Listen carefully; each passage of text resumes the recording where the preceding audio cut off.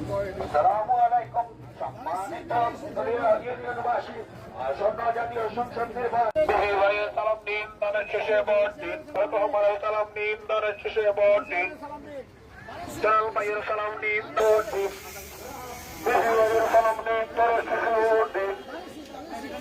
জালাল ভাইয়ের সালাম দিন দানের শেষে ভোট দিন তারেক রহমানের সালাম দিন দানের শেষে ভোট দিন 12 তারিখ সকালবেলা বিকেলের বেলা শেষের ভোট দিন 12 তারিখ সকালবেলা